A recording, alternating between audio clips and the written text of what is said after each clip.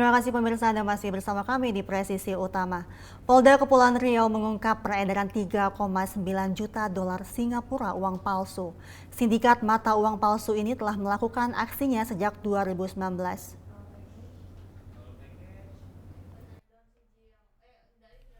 Ditreskrimum Polda Kepulauan Riau mengungkap tindak pidana peredaran uang palsu dolar Singapura senilai 3,9 juta dolar Singapura atau sekitar 45 miliar rupiah. Pengungkapan kasus ini merupakan koordinasi Divisi Hubungan Internasional Polri dan Ditreskrimum Polda Kepulauan Riau setelah melakukan penyelidikan atas adanya laporan dari korban.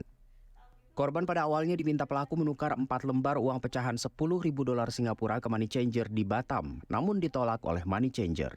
Korban mengetahui setelah melakukan pengecekan di Singapura dan diketahui bahwa uang tersebut palsu hingga korban ditahan oleh kepolisian Singapura. Dari hasil penyelidikan, Polda Kepri menahan 4 orang pelaku sindikat uang palsu dengan barang bukti mencapai 45 miliar rupiah. Salah satu TKP yang dari barang bukti tersebut itu adalah di daerah Jawa Barat, di daerah Bogor. Begitu. Apakah percetakannya di sana, Pak Kabit? Ya, Percetakannya di daerah. Iya betul. Jadi TKP-nya di daerah Bogor kita dapatkan di sana. Demikian. Terima kasih rekan-rekan. Pelaku sindikat mata uang asing palsu ini diketahui telah melakukan aksinya sejak 2019 dan untuk mempertanggungjawabkan perbuatannya, tersangka terancam hukuman maksimal 15 tahun penjara. Dari Humas Polda Kepulauan Riau melaporkan untuk Polri TV. Pemirsa, Satres Narkoba Polres Barito Selatan, Polda Kalimantan Tengah memusnahkan barang bukti narkoba berupa 3 paket narkotika jenis sabu dengan berat bersih 1 kg.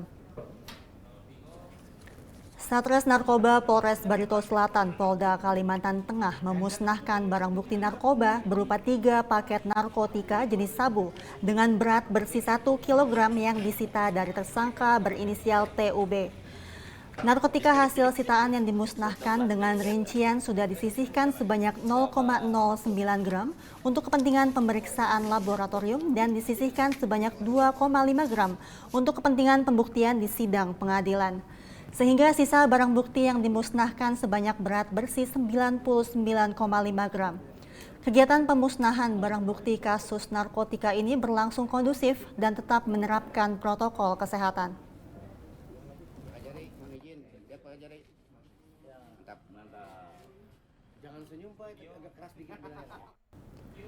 Polres Banteng melanjutkan kegiatan Kantipmas ke Pondok Pesantren Tahfizul Quran dan Riyadus Salihin di Desa Bonto-Bontoa, Sulawesi Selatan guna ciptakan suasana sejuk jelang pemilu 2024 yang akan datang. Kapolres Bantaeng AKBP Edward Jaki Tovani melakukan kunjungan silaturahmi ke Pondok Pesantren Tahfizul Quran dan Riyadus Salihin guna ciptakan dan menjaga stabilitas Kantipmas menjelang pemilu 2024 di Desa Bonto-Bontoa, Sulawesi Selatan. Dalam kesempatan tersebut, pimpinan Pondok Pesantren Ustadz Khalik Mawardi menyambut baik kegiatan yang dilakukan oleh Polres Bantaeng demi menjaga situasi tetap aman dan kondusif di tahun politik jelang pemilu mendatang.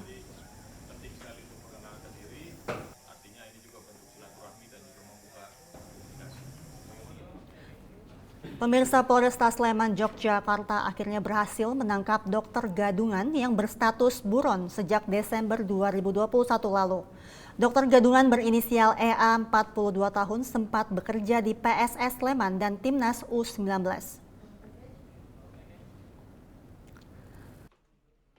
Polresta Sleman, Daerah Istimewa Yogyakarta, berhasil menangkap seorang buronan tersangka kasus pemalsuan dokumen ijazah kedokteran alias dokter gadungan.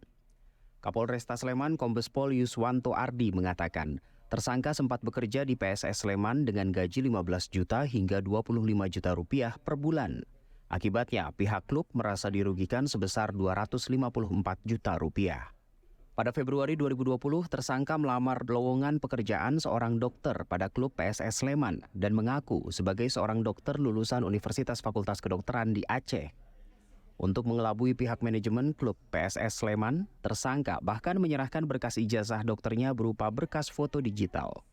Kombes Pol Yuswanto menambahkan, namun pada November 2021, identitas asli pelaku terbongkar. Berdasarkan klarifikasi dari pihak Universitas Fakultas Kedokteran di Aceh yang menyatakan bahwa pelaku bukan lulusan kampus tersebut. Kasat Reskrim Polresta Sleman AKP Rizky Adrian menambahkan, sebelum tersangka berprofesi sebagai dokter gadungan di beberapa klub sepak bola, profesi tersangka adalah kondektur bus dan pedagang kelontong. Selanjutnya pihak manajemen PSS Sleman melaporkan tersangka dengan aduan pemalsuan dokumen ijazah kedokteran, namun tersangka sempat kabur ke Palembang, Sumatera Selatan. Selama 3 tahun, pelaku berstatus DPO dan sering berpindah tempat tinggal serta berganti identitas. Pelaku berhasil ditangkap di daerah Cibodas, Kota Tangerang, Provinsi Banten. Dari Humas Polresta Sleman, Daerah Istimewa Yogyakarta, melaporkan untuk Polri TV. Polres Indramayu Polda Jawa Barat meringkus sindikat penyalahgunaan bahan bakar minyak bersubsidi di Kabupaten Indramayu. Komplotan ini mampu menimbun BBM subsidi hingga 7 ton tiap bulannya. Jadi kami mendapatkan informasi bahwa ada sindikat penyalahgunaan BBM bersubsidi jenis Pertalite dan juga solar yang melakukan aksinya di sekitar SPBU Terisi. Kami mendapatkan informasi bahwa ada beberapa orang yang masuk dalam sindikat ini melakukan aksi penyalahgunaan BBM bersubsidi pemerintah jenis Pertalite dan solar, di mana tersangka atas nama inisial AH dan juga MS, di mana AH dan MS ini berperan untuk membeli BBM bersubsidi tersebut dari SPBU Terisi. Sedangkan ada juga tersangka atas nama W yang bertugas untuk menerima hasil pembelian dari SPBU Terisi tersebut ke W ini. Dan perannya W ini adalah W ini bertugas untuk mendapatkan surat rekomendasi dari Dinas Pertanian untuk mendapatkan barcode dari BBM bersubsidi. Dan pada saat kita tangkap, didapatkan BB berupa 16 dirigen atau 560 liter berisi BBM jenis Pertalite. Dan setelah itu kita kembangkan dan akhirnya diketahui bahwa di rumahnya W ini juga kita berhasil amankan sebanyak 100 liter jenis solar. Dan setiap bulannya tersangka berhasil mendapatkan BBM jenis solar sekitar 7 ton, termasuk juga jenis Pertalite sekitar 7 ton, dengan mendapatkan keuntungan per bulannya kurang lebih sekitar 7 juta rupiah. Kepada para tersangka kami akan kenakan pasal 40 angka 9 untuk pasal 45 Undang-Undang Nomor 6 Tahun 2023 dan juga Undang-Undang Nomor 2 Tahun 2022 tentang Cipta Kerja dengan ancaman pidana penjara paling lama 6 tahun pidana penjara. Pemirsa tetaplah bersama kami, Presisi Utama akan segera kembali.